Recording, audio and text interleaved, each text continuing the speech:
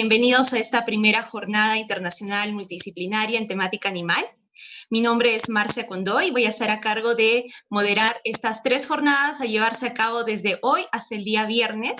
A nombre de la Asociación Cultura y Derecho Animal y del ICJ, les damos la bienvenida e inauguramos esta primera jornada que tiene como propósito y compromiso el desarrollo académico y práctico de la rama del derecho animal, tanto para el beneficio de la sociedad como para también beneficiar a todos los animales. Entonces, para empezar, voy a dar la bienvenida a nuestra primera ponente, la doctora Lorena Vicilic. Ella es de Argentina. Ella nos va a exponer hoy día la ponencia sobre fundamentos de derecho animal, protección penal de los animales no humanos. La doctora Vicilic es abogada penalista y animalista, docente en el ámbito de derecho penal, procesal penal y derecho animal, docente titular de la Diplomatura de Derecho Animal del Grupo Profesional. Es investigadora en materia criminológica, directora del Observatorio Nacional de Vegefobia, directora y coautora del libro Protección Jurídica de los Animales No Humanos. Doctora Vicilic, bienvenida.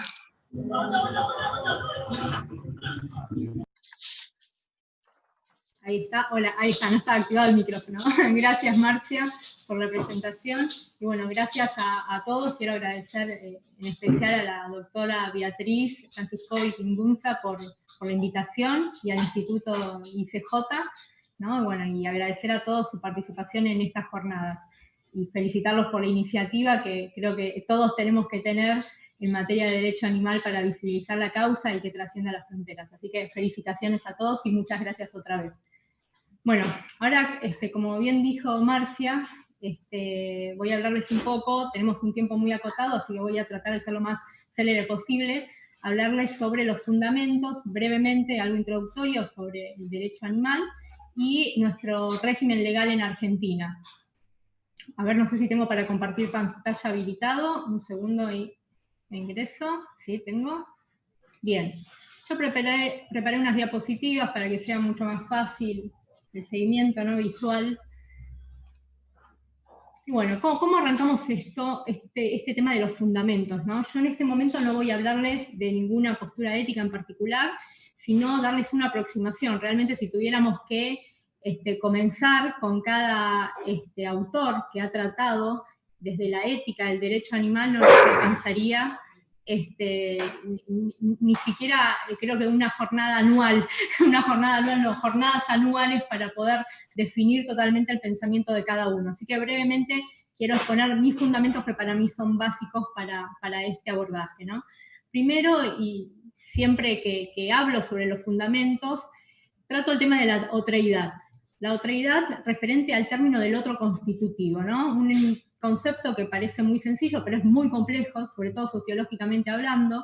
Este concepto fue abordado por la psicología, por la sociología, la filosofía y demás, que no es nada más y nada menos del estudio de cómo nosotros interpretamos y las acciones que tomamos en referencia al otro, ¿no? Al otro, a aquello que no forma parte de nosotros mismos, algo que es ajeno, ¿no? Y fíjense que en base a esta otreidad, ¿no? El estudio de la igualdad de los derechos de los animales no humanos no difiere demasiado al estudio de la igualdad de los derechos de otros colectivos, ¿no? Que han sido considerados otros, distintos, por sus diferencias raciales, culturales, de género, sexuales y religiosas, y han sido justamente separados por ser diferentes, ¿no? Esas características que los hacen distintos hicieron que fueran relegados a esa misma alteridad que los animales no humanos. ¿No? En este caso sabemos las cuestiones derivadas del sexismo, ¿no? Del racismo, sobre todo, y otras tantas que han llevado a la discriminación negativa de ese otro, oprimiéndolos en nuestras esferas morales y legales, ¿no? Sabemos que este proceso de inclusión del que consideramos otros negativamente, ¿no? Separándolos, discriminándolos, atado claramente a un concepto antropocéntrico, poco a poco ha ido generando justamente esa inclusión en nuestras esferas, no solo morales, sino legales, ¿no? Este proceso de inclusión continúa, es muy lento, pero por suerte continúa, y parte de este reconocimiento de los derechos de los demás animales es en referencia a este mismo proceso permanente en funcionamiento que incluye en nuestro círculo legal también al otro en sí, en este caso a los animales no humanos. Bien, ahora, desde la dogmática del derecho animal, ¿por qué hablamos de animales no humanos? Justamente para desaprender estas cuestiones antropocéntricas que nos llevan a hablar de los animales como si nosotros no lo fuéramos, ¿no? Esto, no hay duda que el ser humano forma parte del reino animal, ya lo ha dicho Aristóteles en la división taxonómica de las especies y otros tantos biólogos y dedicados al tema. Darwin lo ha dicho, no hay ninguna duda, más allá de las diferencias que tengamos en cuanto al abordaje de los demás animales, que el ser humano no ha hecho justamente honor a su calidad de Homo sapiens, ¿no? De hombre sabio, por las acciones que lleva adelante, ha cometido, en base a, inclusive a estas cuestiones que hablaba anteriormente con respecto a la discriminación y a separar al otro, ¿no? Pero no hay ninguna duda que el ser humano forma parte del reino animal, ¿no? En este caso, ninguno ha tomado en cuenta todavía esa sintiencia, que vamos a hablar más adelante, ¿no? Ahora, Aristóteles mismo nos ubicaba dentro del reino animal a los seres humanos, pero nos diferenciaba con respecto a los demás animales por el tema de la conciencia, que según él y otros tantos no tenían conciencia.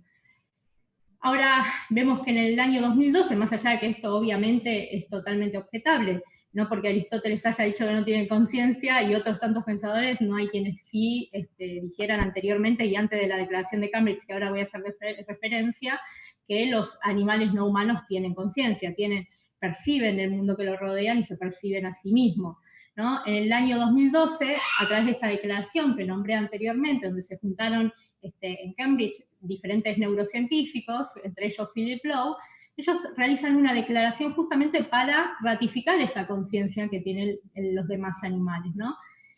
Copié literal lo que dicen, que realmente esto es obvio, pero no es obvio para todo el mundo, y escribieron en su declaración: decidimos llegar a un consenso y hacer una declaración para el público que no es científico. Es obvio para todos en este salón que los animales tienen conciencia, pero no es obvio para el resto del mundo, no es obvio para el resto del mundo occidental, ni el lejano oriente, no es algo obvio para la sociedad, ¿no?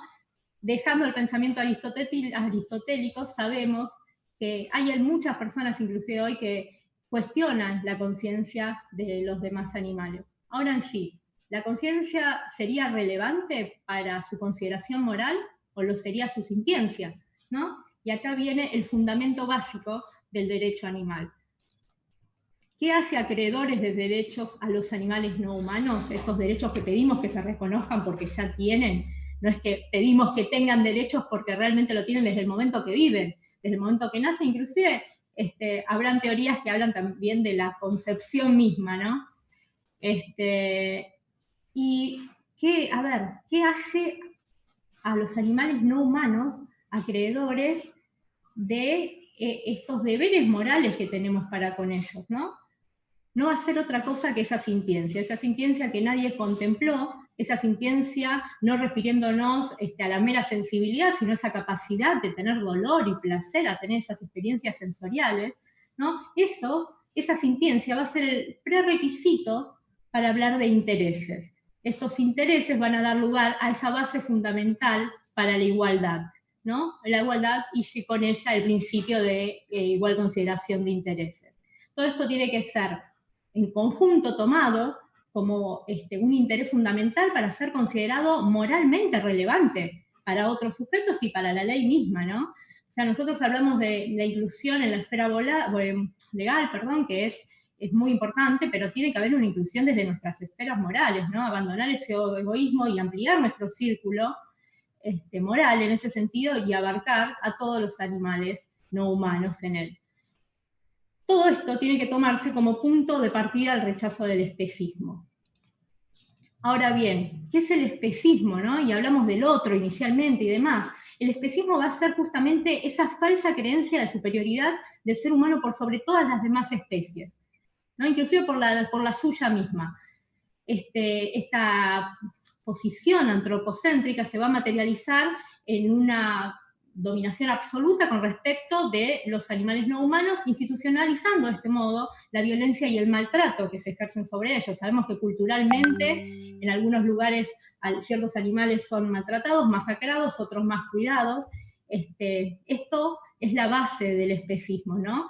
como este término fue utilizado por Richard Ryder, no lo definió, pero por primera vez lo utilizó en el año 70, es un psicólogo británico, filósofo también y activista, ¿no? Después desarrolló este concepto de especismo más adelante, Oscar Horta, y lo define como hemos dicho anteriormente, ¿no? Es esa discriminación de aquellos que no son miembros de una cierta especie, ¿no? Fíjense que al igual que el racismo hace esa diferencia en ese otro, al que me referí inicialmente y que para mí es muy importante, ¿no? Porque el otro, apartado negativamente, da lugar a este tipo de discriminación, ¿no? Racismo, especismo, racismo, sexismo, especismo.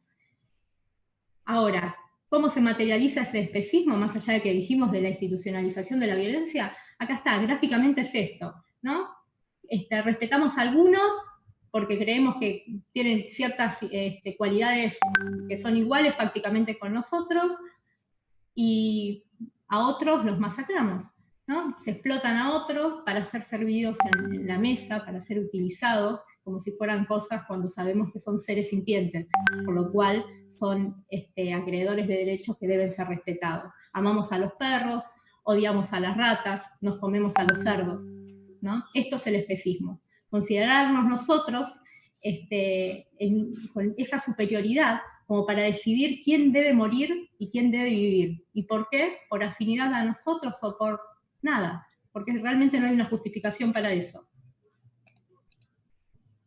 Bien, en cuanto a la evolución filosófica sobre esta consideración ética más que jurídica en este sentido, van a ver aquí muchísimos pensadores, no lo vamos a ver ahora, tenemos muy poco tiempo, pero es bueno comprender que, a ver, partimos de una teoría propuesta de cierta manera por el utilitarismo, que fue siendo desarrollada mucho después, o sea, partimos de Jeremy Bentham, a Peter Singer, Tom Regan, hablando del valor inherente, ¿no? de la vida, hasta teorías tan evolucionadas que plantean justamente una visión política de los animales no humanos como ciudadanos, ¿no? De ciertos animales en particular, lo cual fíjense que hay un avance muy importante también en este sentido, ¿no?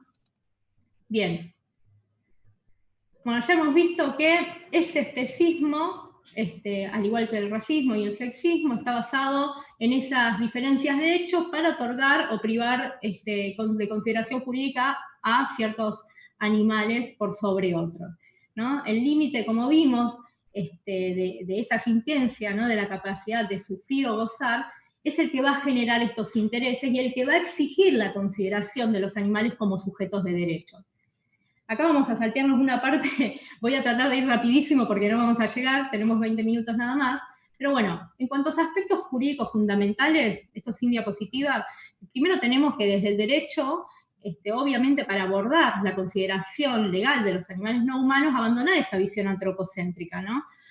Hablamos de, algunos detractores del derecho animal hablan de la imposibilidad de considerar persona a un animal no humano, cuando realmente no existe ningún obstáculo. Como dijo Kelsen, el derecho no es del hombre, sino de la persona, entendiendo la persona, el término de persona, como una ficción jurídica. Sabemos que hay personas también como jurídicas como sociedades, a las cuales se le otorgan derechos y también tienen obligaciones, y personas humanas. La humanidad no es una condición para ser titular de derechos ni tener obligaciones, ¿no? Sino que el derecho se le asigna a esta condición, a este ente, que puede ser persona jurídica, física, humana o no, para tener derechos y contraer obligaciones. Entonces, ¿qué dicen algunas personas? Bien, está bien, pueden ser personas consideradas personas no humanas, pero no pueden contraer obligaciones. Los menores, las personas por nacer, los disminuidos en sus capacidades, ¿no? Ciertas personas tampoco tienen obligaciones, y por eso no significa que no tengan que tener derechos, ¿no? Por lo cual vemos que desde el derecho sería sumamente factible considerar una persona no humana, ¿no? Con todos esos derechos que les corresponden tener.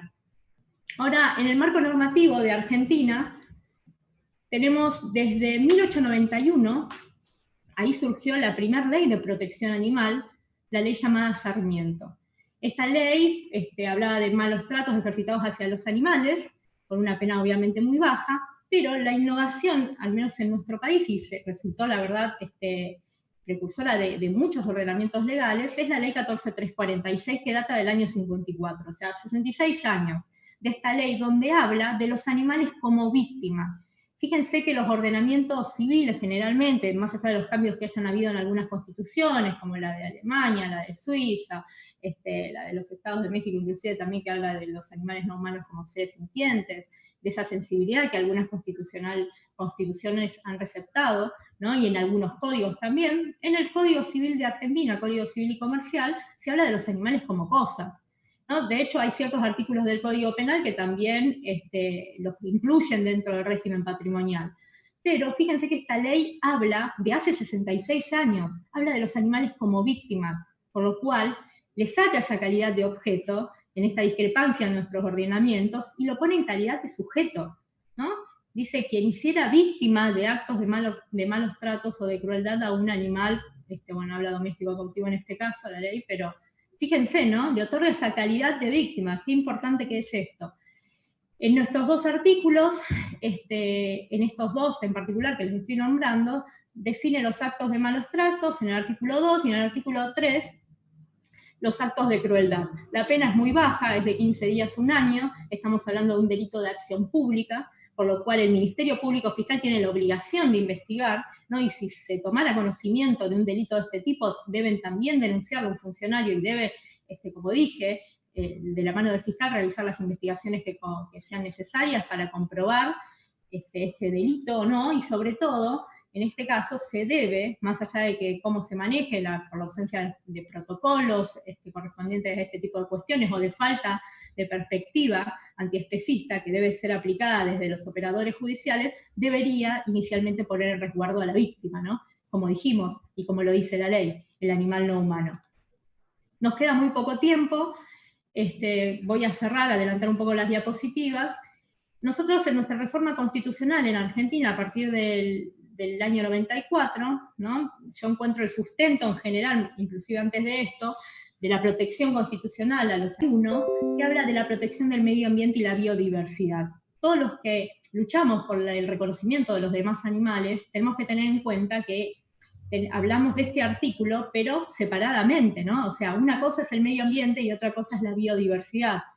En este sentido, sabemos que el medio ambiente nos recepta a todos nosotros, ¿no? Nosotros tenemos esa cooperación, debemos tener una cuestión de que habitamos en ese medio ambiente y tiene que ser sano, equilibrado y demás, pero somos parte del medio ambiente, los seres humanos, como lo son los animales no humanos. No estamos hablando de que el animal no humano forma parte del medio ambiente como objeto, sino es un sujeto más con el que compartimos ese medio ambiente, ¿no? Y que ese medio ambiente es su hogar. Se da en esos hábitats que son destruidos y demás que merecen también protección, como en nuestro caso debemos cuidarlo y debemos protegerlo para las generaciones futuras, humanas y no humanas, ¿no? Entonces es muy importante entender eso, no todo ambientalista es animalista, pero sí todo animalista es ambientalista, ¿no? Hay que dividir esto y tener en cuenta siempre que cuando protegemos, acudiendo en nuestros fundamentos legales, el tema del medio ambiente, separarlo, porque el animal no humano no es un objeto, como dijimos, es un sujeto en sí mismo con sus distintos derechos. Bueno, hay ciertas otras legislaciones, me quedan 2 minutos más, me voy a exceder solo 2 minutos del tiempo acordado. Tenemos una ley de prohibición de carreras de perros. Fíjense que esta ley prevé una pena mayor que la ley 14346, que habla de la base de protección, ¿no? Hacia los animales no humanos como víctimas. En esta prohibición de carreras de perros es muy amplia, los tipos penales de la 14346 son muy amplios también, hoy no los íbamos a ver en particular, pero nosotros, por ejemplo, en el artículo 3, inciso 7, encuadramos todos esos casos que sin duda corresponden a darle un sufrimiento innecesario a esos animales no humanos, aunque no estén tipificados expresamente, más allá de que obviamente se prohíbe la analogía en el derecho penal y demás, pero muchas veces nosotros acudimos a sus derechos. En este caso, como ven, se prevé una pena bastante mayor, lo cual evidencia que debe ser modificada la ley que anteriormente les nombré, y la verdad que haría mucho más falta inclusive que se modifique el Código Civil y Comercial sacándole esa categoría de cosas, ¿no? Hay otras leyes también referentes a la protección de la fauna silvestre y demás que no veremos.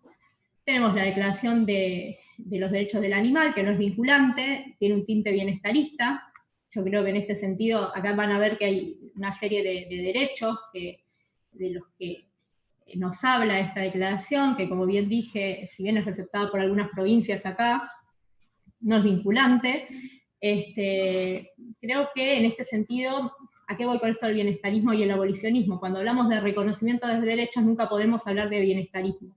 El bienestarismo significa gráficamente jaulas más grandes, el abolicionismo jaulas vacías. Entonces, más allá de que esto tiene que ser escalonado, el tema de la lucha y demás, nosotros nunca tenemos que perder el norte al abolicionismo, ¿no? Que es justamente el reconocimiento de los derechos y no de unos pocos, ¿tá? Y ser consecuentes con justamente esto que pregonamos, ¿no? La no violencia, el antiespecismo, y llevar esa defensa y esta lucha adelante en esos términos. Tenemos la Declaración de Toulon, de Francia, del 2019, donde habla de la personalidad jurídica de los animales no humanos. Esto, si bien no es vinculante, demuestra un avance internacional sobre este reconocimiento, ¿no? Y el nuevo paradigma. Y bueno, para finalizar, y como evidencia de este nuevo paradigma que hablamos de reconocimiento de los derechos de los demás animales, vemos que hay muchísimos cambios que se han ido produciendo, reflejados en políticas públicas, en el derecho mismo, en organismos que tratan este tema, en la jurisprudencia. Vemos un avance jurisprudencial muy importante. En Argentina tenemos el tema de un habeas corpus presentado, bueno, tenemos el caso de Sandra, si bien no procedió el habeas corpus y el amparo, en el caso de Cecilia sí, donde habla de este animal no humano como persona no humana, ¿no? Como sujeto de derecho, y esto se fue replicando en la jurisprudencia del resto. De hecho, había jurisprudencia también anterior que hablaba justamente del animal no humano como sujeto, ¿no? Así que fíjense que hay un gran avance desde las ONG, desde la educación. Acá hay varias universidades que tienen en su currícula la materia de derecho animal. Yo misma colaboro en una materia en la UBA, que es protección penal de los animales no humanos, con la doctora Mariana Trevisache, la doctora Silvina Peseta, con ética animal, ¿no? Y hay otras universidades, la Universidad de Córdoba, que fue la primera que puso en su currícula la materia de derecho animal.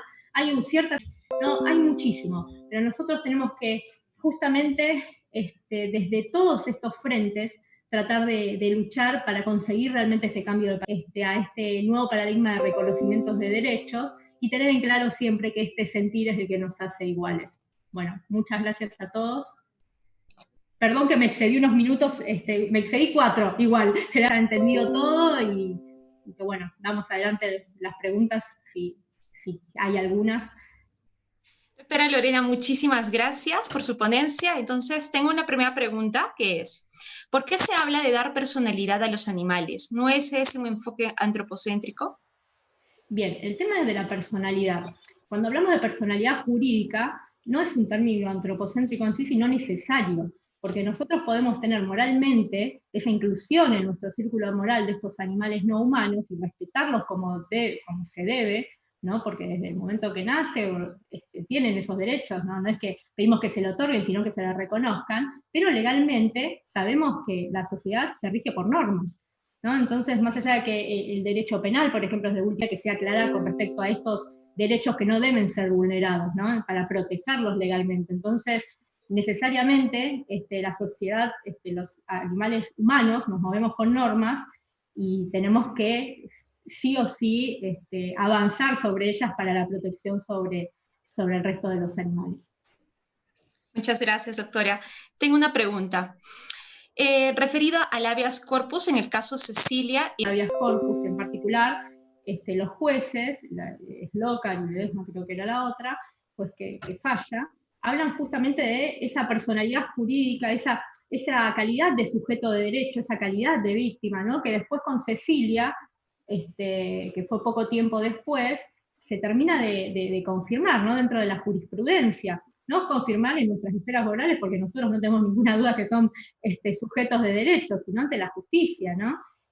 Anterior a eso había otros fallos referentes a abuso sexual, a ciertas cuestiones de maltrato en particular, que hablaban también de este animal no humano como sujeto de derecho, y claramente se ha ido replicando, y claramente se puede replicar, no solamente desde la figura del habeas corpus, desde el amparo, desde la defensa que se lleva adelante por medio de una simple denuncia o una querella, por la obligación del Ministerio Público Fiscal, que debe actuar en este caso ante un delito de acción pública, y bueno, y así sucesivamente, ¿no?